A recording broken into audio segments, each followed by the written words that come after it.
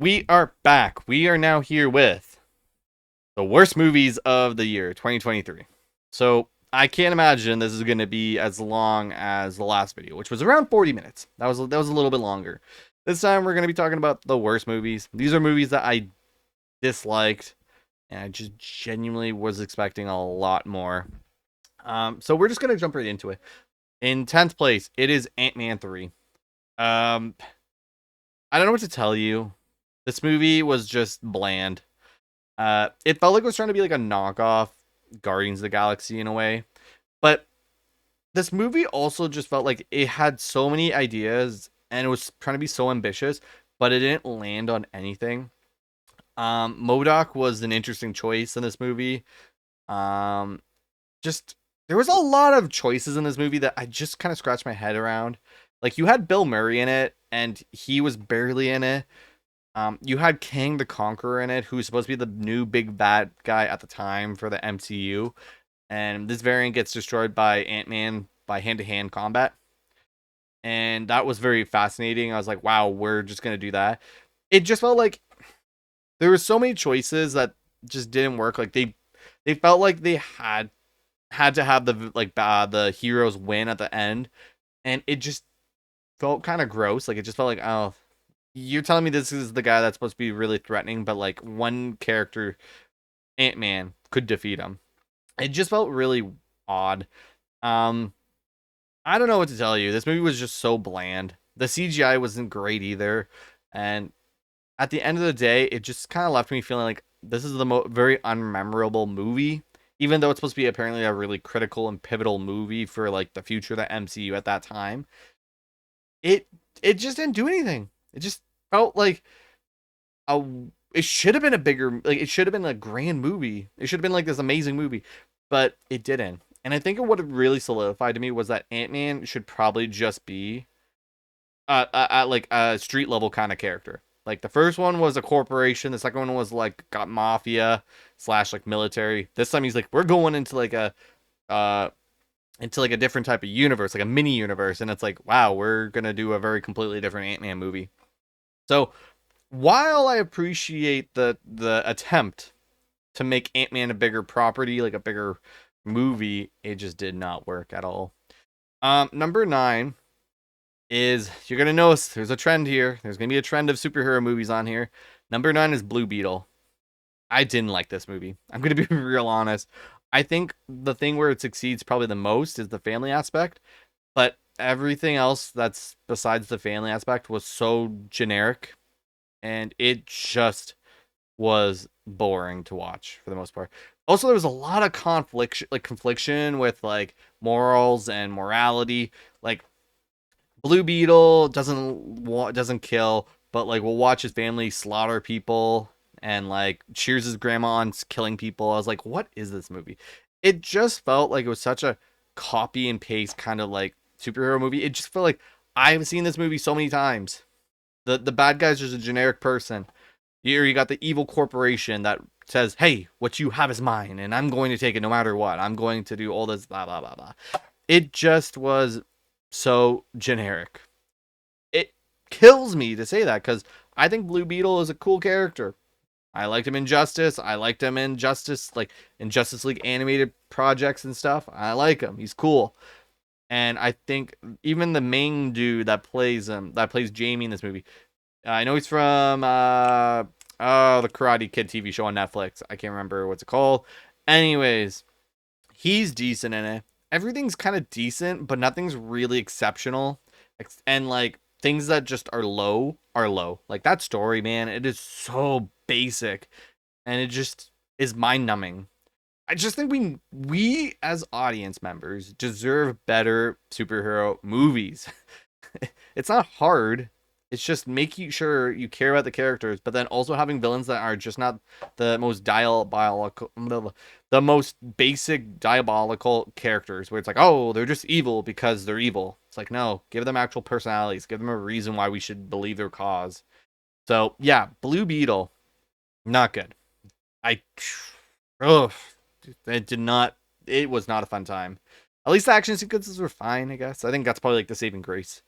The next movie is called No Hard Feelings. This was Jennifer Lawrence's new R-rated comedy movie where essentially she tries to help like an 18-year-old kid try and like boost his confidence and tries to have like sex with him and tries to be his girlfriend. This movie was just weird to me. This movie just made me feel uncomfortable a lot. The humor did not land whatsoever.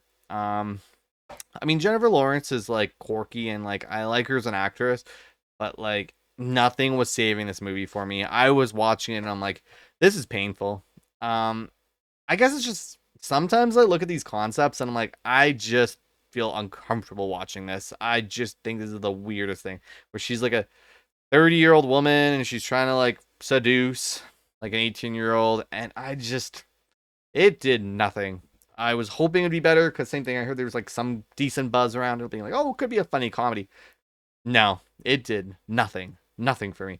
If you can't even make me laugh or chuckle in a comedy, like you're doing something really wrong. The next one is gonna be a painful one to say because I like sci-fi and sci-fi's up my jam. You know, Star Wars, Star Trek, Dune, all that jazz. I love sci-fi. Rebel Moon Part One, the one that's currently on Netflix, the one that's 2 hours, I think, like 2 hours long. There's gonna be an extended cut that's gonna come out later in 2023. It could be like in a few months. It's R rated. It's gonna be longer. If I'm talking about the one that we have currently right now, it's really bad. Characters, what characters? They're all just cliche kind of people. And you pick them up from a planet. It felt like one of those like, it felt like side quests at times where it's like the first 20 minutes of this movie, I was like, okay, you know what? I can kind of get behind this. You know what? I can kind of get behind it. But it is just kind of like a knockoff Star Wars in a lot of ways. The main villain is just diabolical, evil again, and his weapon of choice is a stick. It's not that exciting.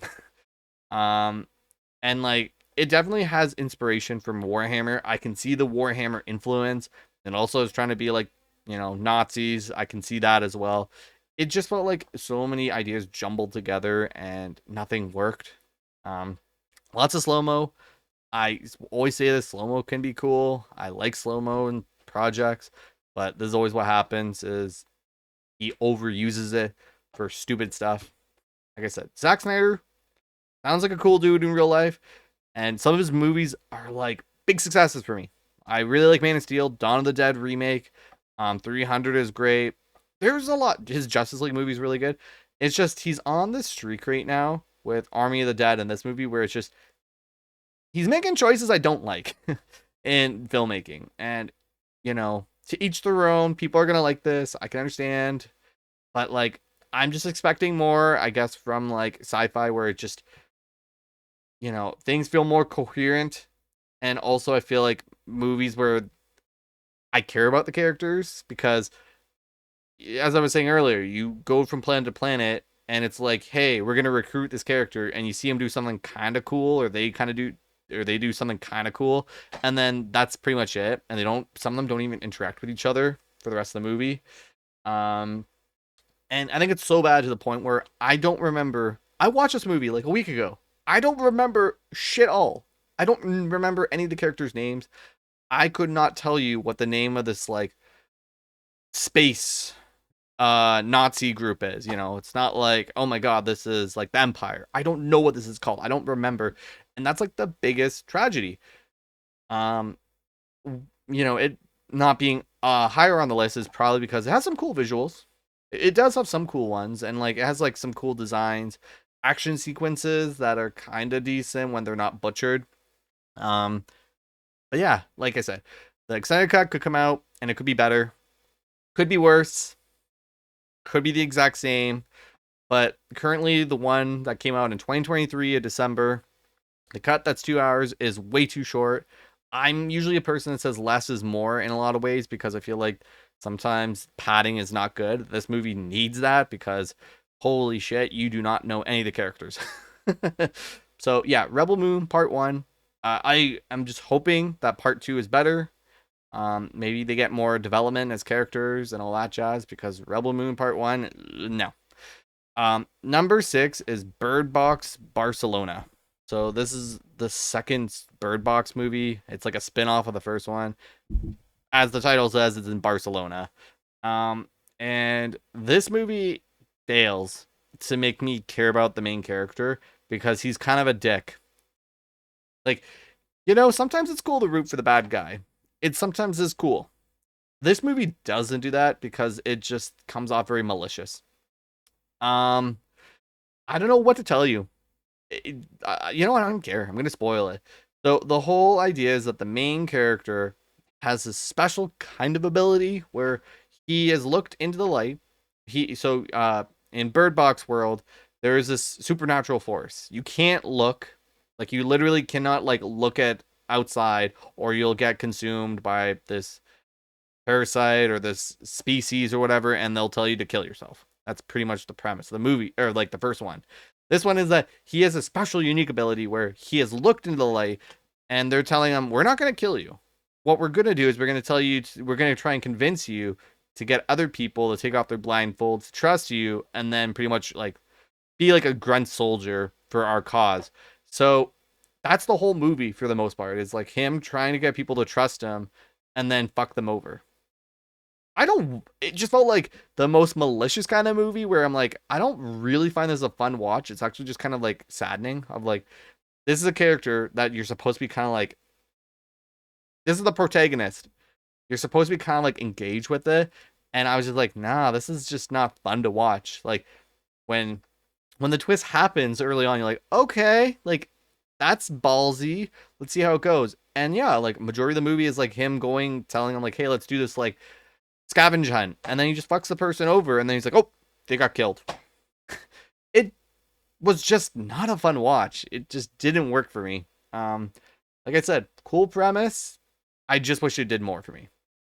Number 5, which is a movie that I feel like I wish I also liked to, but I didn't, is Asteroid City by Wes Anderson.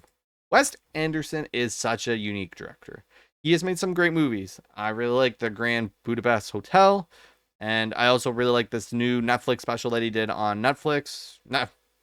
His Netflix special with Benedict Cumberbatch, where it is pretty much people talking and telling a story. That was great. But this one was so dry. This did nothing for me. Essentially, it is a small town. Aliens come to a visit, and yeah, it's just people kind of living their lives while this whole situation's going on. And it has a big cast. I just felt like I didn't understand this movie. I can fully admit to that. I was hoping at some point I would just click with me and be like, "Damn, I understand. This is a fun watch." This movie was just dry, and it's like watching paint. Like you're sitting there and you're just kind of waiting for like it to really hit, to really resonate, and it didn't. And when I was finished, I just felt like this is a waste of an hour and like 45 minutes. And I think what bothered me a lot was the fact that they had like Tom Hanks in this movie, and they had so many good actors in here, and I just felt like they were kind of wasted. Like Scarlett Johansson, I think Steve Carell was in this too. It was just a weird movie where I was just hoping for more. That's all I was doing. I was hoping there was going to be more to it, and there sadly was not. So yeah, Asteroid City was kind of a dud for me. The next movie was a dud too. Um, once again, my opinion for movies. So movies are subjective, and you may agree or not agree with me. Is Bottoms. This is a comedy movie that came out on Amazon Prime, I'm pretty sure, a little while ago, and it is essentially about girls making like a fight club at school, and the movie is trying to be like satirical, and it's trying to be like just super over the top and goofy, and like trying to make it just seem like, oh, this is so far-fetched. And this movie didn't work for me one day. It's supposed to be a comedy again. This movie, I struggled to get through. I watched it all. I just thought it was really unfunny, and also just I don't understand the humor. I wish I could understand it, like the appeal. I really didn't. It was just a sad kind of thing where I was hoping, I prepped praying. I was like, okay, this is gonna click with me, kind of like Asteroid City. I was hoping it was gonna get somewhere. It did not. It did not. And yeah, it just was just, I don't know, it made me feel just not great. The main characters I didn't really think were that likable. The main bullies in the movies, which were like these jocks in the football team, super unlikable too. And I know that's the point, but like it just, I don't know. The acting also was not great to me. I don't know what it was about this movie. I understand it was satirical. I get what it was trying to like go for. It still just rubbed me the wrong way, and I was like, this was a waste of time. Number three. Oh boy. The last of the superhero movies on here is Shazam 2, Fury of the Gods. When I finished watching this movie with my friends, me and my friends went to this in theaters thinking, you know what, it'd be a fun time because the first one I genuinely enjoyed. It wasn't anything groundbreaking, but I thought for an entry in the DC universe, it was a decent movie. So it's like Shazam 2, same director. It's gonna be more focused on the Shazam family. I was like, this is gonna be good. Boy, oh boy, did this movie really piss me off as it went on. I remember coming out of the theater and I was like, this movie was okay. And then as time went on, the more and more I thought about it, the more I disliked this movie. I I genuinely think this movie is just bland and bad, but at its point, at its entirety, it just felt pointless. This movie felt so damn pointless. Um, and I felt so bad because I felt like the heart of the first one was Billy Baxton, the main child. Like when he was on screen, he was so good, and when he's on screen in this movie, he's good. The only sad thing is that they really did where like Zachary Levi, you're Shazam. We're gonna have you on screen for like 80% of the time, and only this boy is gonna be on for 20%. And it's sad to say, but I actually wanted more just regular Billy Baxton.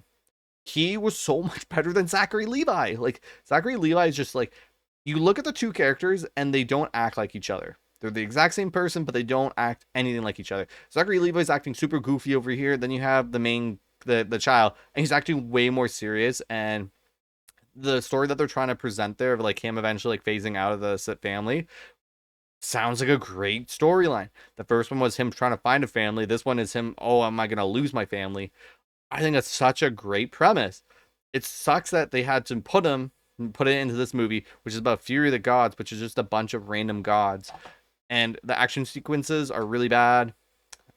Everybody in this movie is like, you have Lucy Liu and you have here Helen Mirren as the main villains. And you're like, okay, cool, cool, cool. No, they don't do anything good with them.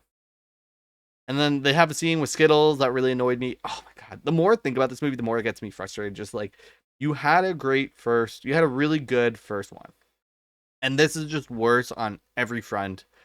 And it's just, it's a bummer. I was looking forward to it.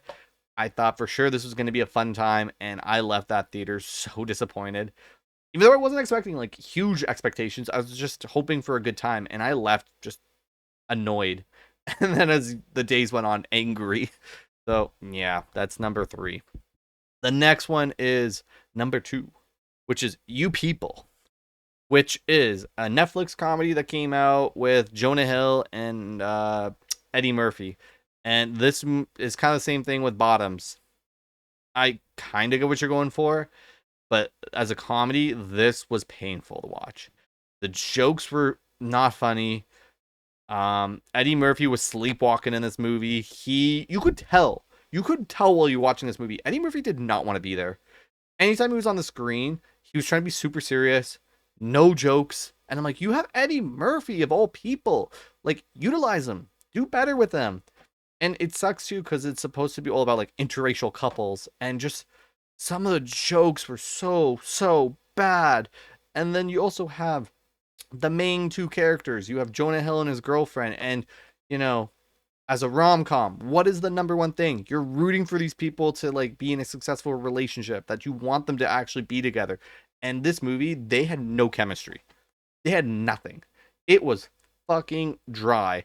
And then, when they get into their arguments and all that, it just felt like, why do I even care? That's same thing. I was so close to just being done with this movie. I was like, I don't want to watch this. But I was like, I'm going to do it. I'm going to do it. And yeah, you people were just awful. Oh, it fails as a rom-com, it fails as a comedy, it fails at telling you anything that's like deep. Like anything that it's trying to go for, it did not work. So that brings me to my last one, which you're probably wondering is what the heck could the last one be? And I know this is gonna be a controversial one because I know it's getting decent ratings and all that, but same thing. I actually had to skim through this movie at several sections because oh my god, it was dry as paint as well. And that movie is Leave the World Behind. It's the new one by the creator of Mr. Robot, which is one of my favorite shows with Rami Malek. And I know this one's set in the same universe, and I was very excited because we had, of course, Mahershala Ali, we had Ethan Hawke, I think Julia Roberts. We had a lot of good people in this movie.